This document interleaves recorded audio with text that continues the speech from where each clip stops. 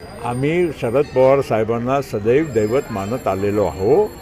आम्ही जरी राजकीय आमच्या काही वेगळा मार्ग स्वीकारला असेल तरीही आम्हाला पवार साहेबांच्याबद्दल सदैव आदर राहिलेला आहे, राहणार आहे।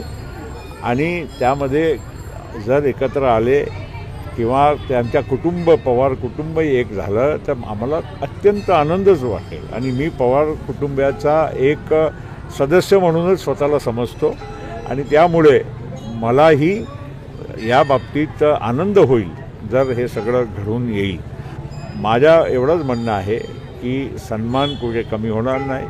आता परत भविष्यवाणी उद्या काय होईल ते मी आज करत नाही, एवढंच सांगेल की आम्ही चांगले संबंध ठेवायचा आमच्याकडून तर नक्कीच प्रयत्न करू।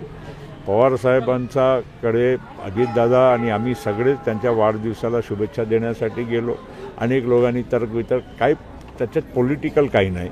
एवढंच म्हणतो की आम्हाला संबंध त्यांच्याबरोबर एक ते आमच्या पितृतुल्य आहे, त्यांच्याबरोबर तसेच आम्हाला संबंध ठेवायचे। नेते जे आहेत धनंजय मुंडे यांच्यावर नाराज आहेत बीड प्रकरणाला घेऊन, काय सांगा? बीड प्रकरण अत्यंत दुःखदायी आहे आणि असा आपला महाराष्ट्रामध्ये व्हायला नको, बीडमध्ये व्हायला नको होता।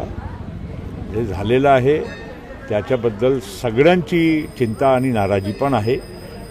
मुख्यमंत्री महोदयांनी पण काल सांगितलेलं आहे की कोणी पण यामध्ये जो दोषी असेल त्याच्यावर कडक कारवाई होणार आहे।